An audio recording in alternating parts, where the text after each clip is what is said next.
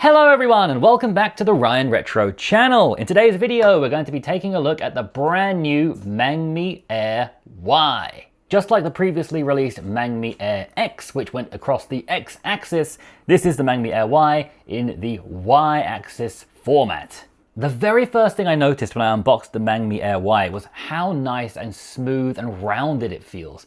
It was the best first impression of a feeling of a device I've ever had. It just so nice and smoothly fits into your hands. There's nothing sharp, there's nothing digging. There are no straight flat lines. Every corner is contoured. Everything is rounded. When you compare this to a regular handheld we're used to that are still comfortable, you can see they have these very flat edges here, which again, they're not uncomfortable, but you can definitely feel them in your hand. Whereas the Mangmi Air Y, all of the edges are rounded. It's something that's quite tricky to show on the camera, but very easy to feel in the hand. Just everything is rounded, contoured, chamfered, whatever word you want to use for it. It was very impressive. I have here the RGB model. As you can see, it has one analog stick. It's a Hall effect stick, just like you would find on Retroid and AYN products. You can take it off with some force.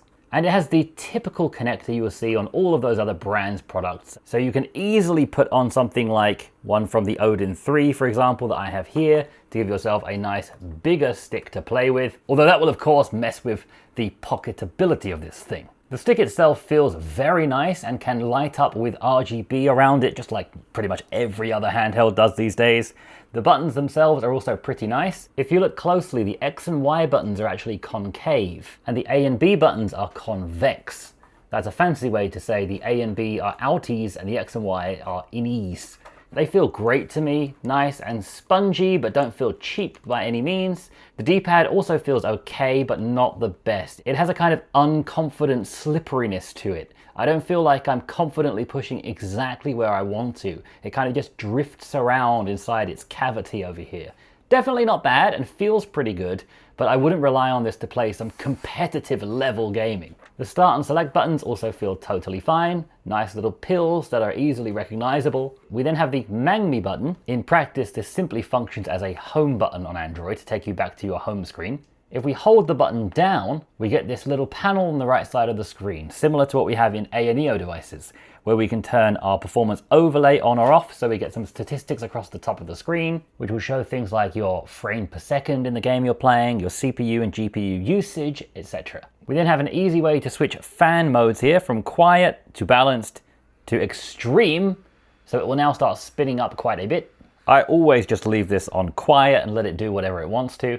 We're able to toggle on performance mode here, which we will need when we play things like PS2 and GameCube, which I'll show you later in the video. We've then got our control settings, things like our button layout, whether you want an Xbox style or Switch button layout. Basically just changing whether you want this to be confirm or you want this to be confirm in whatever game you're playing. We're also able to turn on turbo fire, so you can just hold a button down and it will press it a billion times a second. Joystick inversion. Honestly, all of these settings you can just change in the emulators anyway, so I don't mess with any of these. The ambient light setting to turn on this LED around the joystick to things like breathing or rainbow lights. The rainbow light actually doesn't look too bad, but I prefer to just turn it off. And you can play around with what the Mangmi button does, what the side button does. By default, this side button will bring up the multitasking window and you can switch between apps, which I find to personally be absolutely useless because you can just slide up with your finger anyway. So I'm actually going to change this now to being the back button. I believe by default there is no back button on this. The Mangmi button is the home button and this side one brings up the multitasking bar. So I've now set this side one to be the back button, which for me will be more useful. At the top, you have this nicely colored button, which is your power button, and then you have a little scrolling wheel, which I'm going to talk about in a minute. First of all, let's turn to the back of the device, where you have these nicely arched, curved back buttons, which your fingers perfectly line up with. You have your L1 and R1 buttons on the ends, which feel good. Then you have this really weird monobrow button on the back, which looks like it needs a good shave down the middle. This is a rocker button, so you can actually push both sides, and you can push both sides at the same time.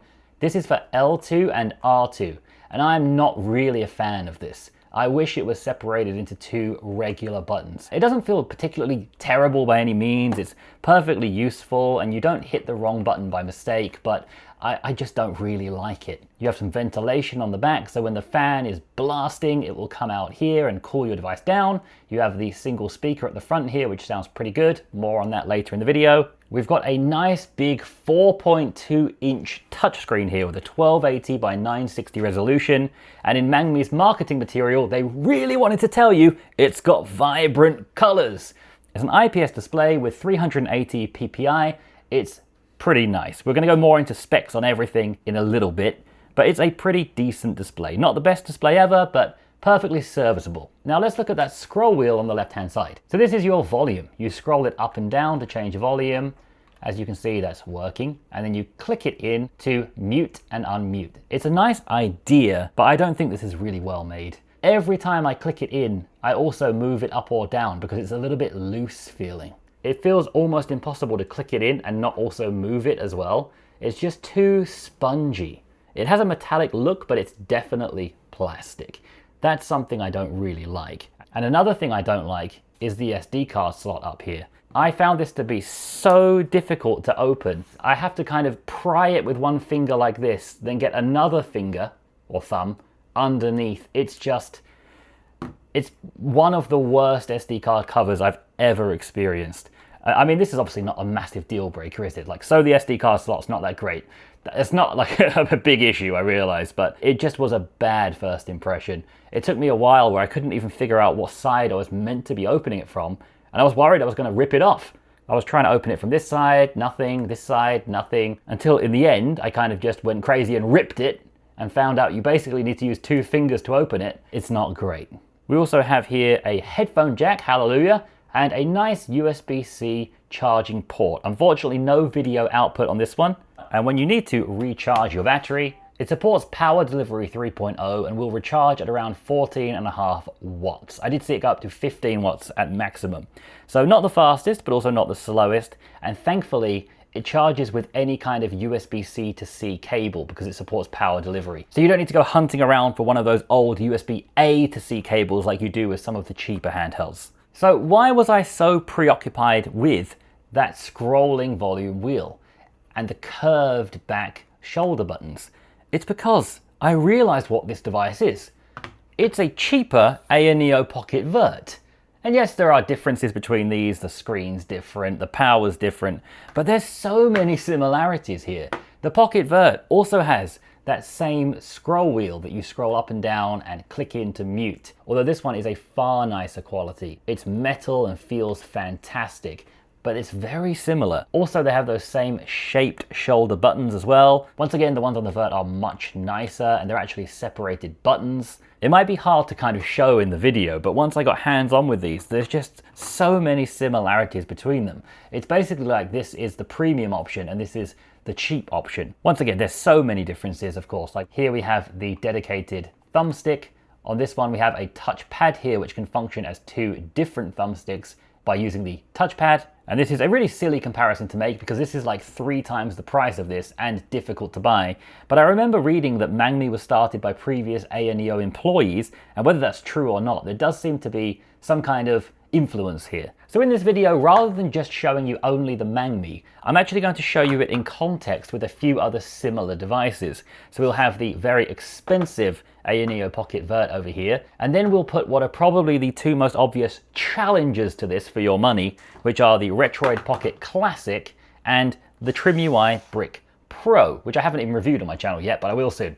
So before we jump into all of them hands-on, let's look at the specs first and how they're the same and how they're different. So first of all, if we compare them all in order of power, they would line up like this, with the TrimUI Brick Pro first, then the Mangmi Air Y, the Retroid Pocket Classic, and finally the Ayaneo Pocket Vert. As you can see, the Mangmi Air Y is quite a bit more powerful than the TrimUI Brick Pro.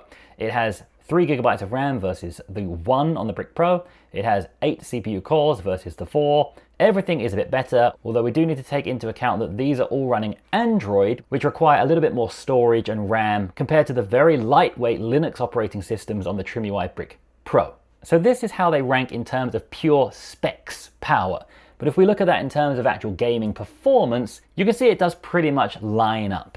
So everything up to SNES and PlayStation 1 are going to be perfect on any of these devices. So here, for example, we have Game Boy Advance, Pokemon FireRed. This is going to be absolutely flawless on any of these devices that you pick, as you would expect for a around $100 retro handheld. If you just want to play simple games like this, they're going to be perfect on any of these devices. It doesn't really matter what you pick, everything's going to run really, really well.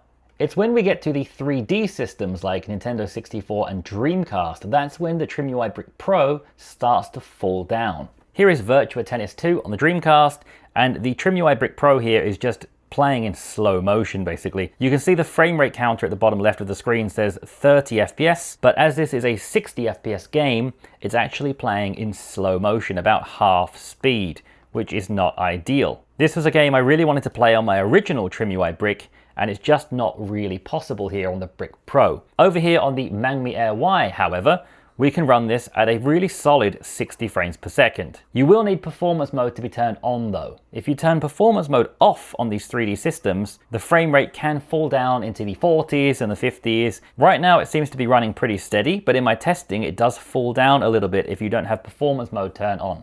So I would recommend turning on performance mode when you play a 3D system like the Dreamcast, the N64 and above. Moving on to something like PS2 and GameCube, the Brick Pro just cannot do these. On Next UI, I don't even see support for them. But the Mangmi Air Y, however, can do this at least a little bit. Here on the Mangmi Air Y, this is PlayStation 2, and as you can see, it works pretty well. It's only during these kind of cutscenes you're looking at right now where we can sometimes lose a bit of frame rate. When they play all these replays from different angles, it does sometimes slow down a little bit. But in this game, you can just simply come to the settings, camera angles, and turn them off. And then the experience is really smooth throughout. And it's playing PlayStation 2 surprisingly great.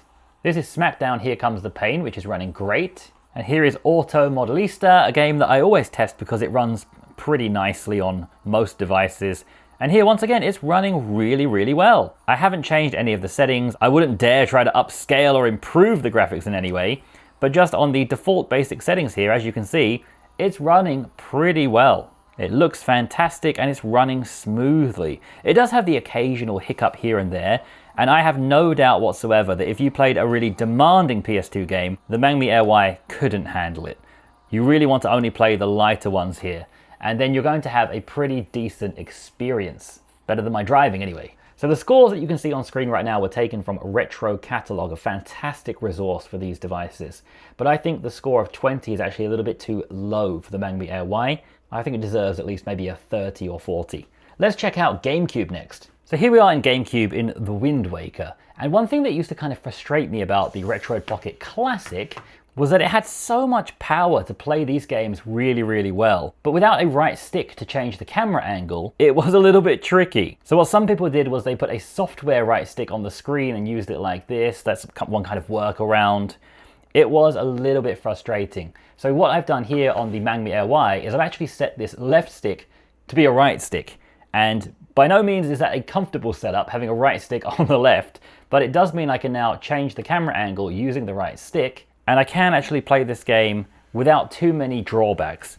You can hear the fans spinning up quite loudly now, but the performance is pretty good. It feels nice and smooth. Of course, I'm only here at the beginning island, and things definitely will slow down more later in the game, but it's running not too bad, at least in the beginning of the Wind Waker. Let me show you some other games to show what can run quite well and what cannot really run too well. This is Super Monkey Ball, one of the easier games to run, although the sound is kind of cutting out a bit. I can hear it's not running perfectly. If I didn't listen to the sound, it feels smooth enough, and this is definitely playable.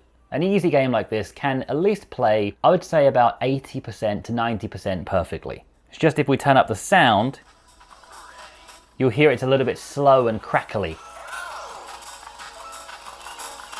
Mario Kart Double Dash works pretty well. Again, it has the occasional hiccups and slowdowns. It's not a perfect experience here, but it runs. You can play it. The overall theme here is most GameCube games run a little bit slow. The audio is a little bit slow and crackly as well, but you do get probably 80% of the way there. So if this was your only handheld and you really wanted to relive some GameCube memories, you can do it, but it's by no means a flawless experience. I think you'd need the Air Y Pro for that. My favourite GameCube game, Ace Golf, is an interesting one here. This is a game that requires the use of the right stick in order to swing your club. So on other devices, I just couldn't play it on something like the Retroid Pocket Classic that doesn't have a stick. So once again, I've set the left analog stick here to be a right analog stick, and I'm able to use that to control my swing. Now I do notice it's snapping to cardinal directions quite a lot. You can see I purposefully did a pretty horrible swing, and it says that it was a perfect straight line, which it definitely wasn't. So I might need to go into the settings a little bit there and change it. When I move the right stick around, you can see it reflected here. And as you can see, it is picking up all of my small incremental movements. So that cardinal snapping is actually inside the emulator itself. So here, Ace Golf, not a bad experience at all. It's definitely working. Oh yeah. But this is a really easy game to run. Let's go into a bigger, more kind of open world game. So here is the Simpsons Hit and Run. As soon as I open this game up, the fan starts whirring up and blaring out. It's not too loud. The fan on this is actually not too bad at all. It's quite low pitched and fine. But yeah, this game is lagging. Again, we're playing in slow motion, and this is not a good experience. So GameCube is definitely going to be a mixed bag. I would not get this handheld if you want to play a lot of GameCube, but you can at least get by with a bit of GameCube, especially if you like playing in slow motion. So when we look at this performance and add price into the mix, the Mangmi Air Y is actually quite a nice price proposition because it's cheaper than the TrimUI Brick Pro.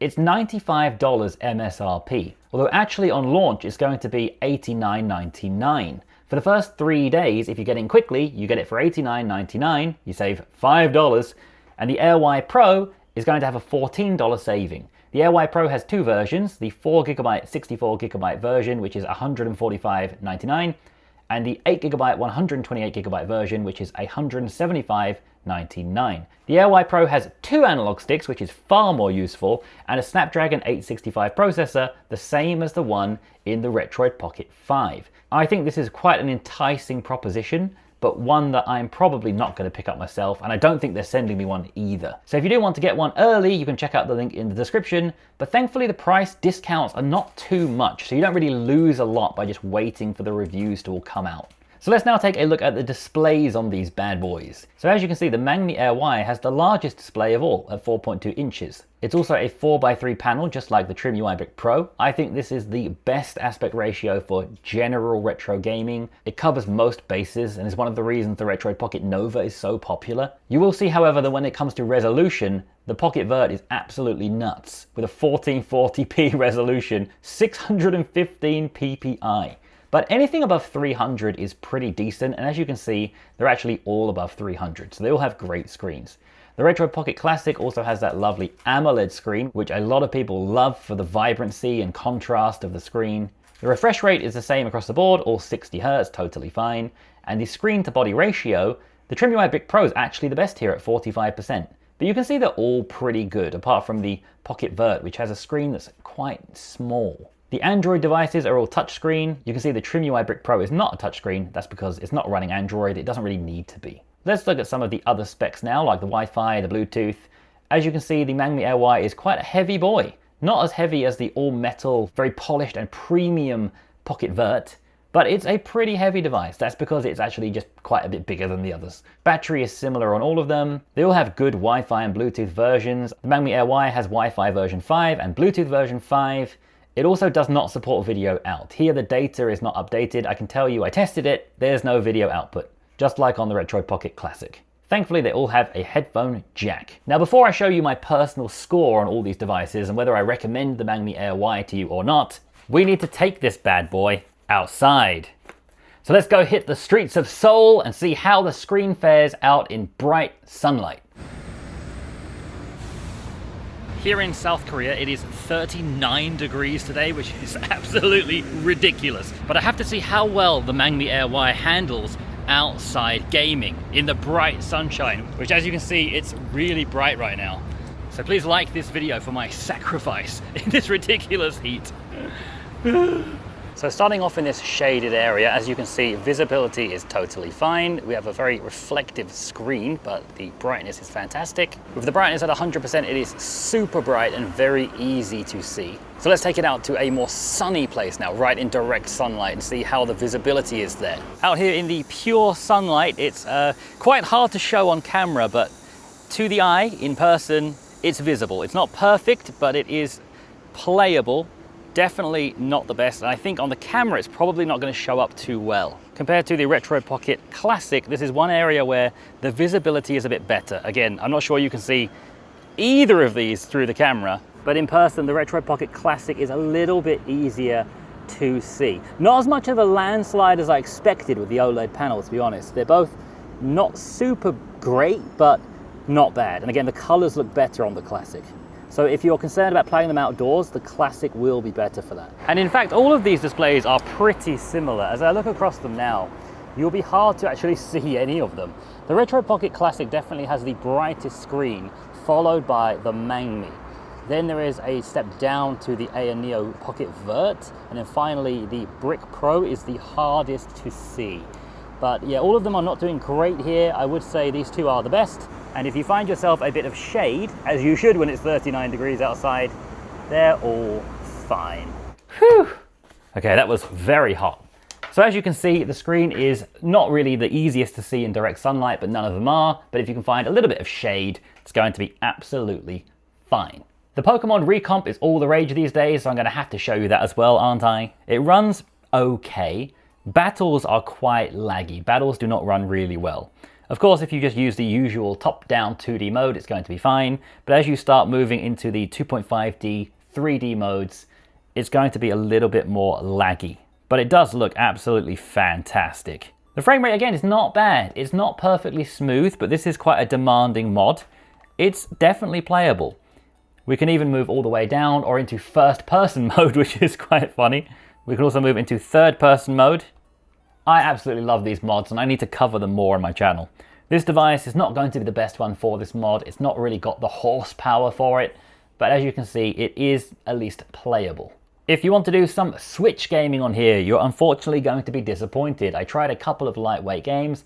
I couldn't even get into the game. There probably is a way to get them running, because we had Switch games running on the Mangmi Air X, and the Mangmi Air X is basically the same thing. It has the same processor, it's just in a different format. So there should be a way to get things working, but I haven't yet been able to figure out how to do that. So unfortunately, no working Switch games yet. I also tried GameNative. Once again, I wasn't able to get any games working. I tried A Short Hike, which I downloaded from the recent itch.io game sale to support game developers. Highly recommend checking that out. I'll put that in the link of the description as well. It's over 100 games for $10 and goes to a nice cause. Unfortunately, this also wouldn't work, and I ran into real limitations with the internal storage here. The Mangmi Air Y, the non-Pro model, comes with 32 gigabytes of storage, and only 22 gigabytes of that is actually usable. That is so hard to manage. Even just setting up a couple of games in GameNative, a couple of small games, once it sets up the containers and all the files it needs, you're out of storage space. I ran out of storage space so many times in the past week trying to put this video together. It was honestly quite frustrating. So while this is an Android device and it has all the bells and whistles and features of Android, you are going to run out of space so quickly if you actually use it like an Android device. You basically need to just put a nice launcher like Cannoli on it and just use it as if it was a TrimUI brick with NextUI or something like that. If you try to get too Androidy with it, you're going to run into a lot of issues. Now we can of course install Android games, so I installed Stardew Valley, like I always do, and yeah, it runs perfectly, everything like you'd expect. But I thought it'd be fun to install something like Genshin Impact for a laugh. But those games are like 60 gigabytes. That's 3 times what we have in total on here. So yeah, that wasn't going to happen, unfortunately. We are a little bit limited in what we can do because of that low storage. One thing I did install, however, was GeForce Now. So yeah, now I'm playing Battlefield 6 on the Mangmi Air Y. It doesn't seem to support my analog stick like I hoped, so I'm going to just use my thumb as the mouse. And I'm not going to stop playing until I get a kill on Battlefield 6 with the Mangmi Air Y. Good night. finally, we'll just do a little speaker test comparison between all of these devices, running my favorite speaker test game, Sonic the Hedgehog 2.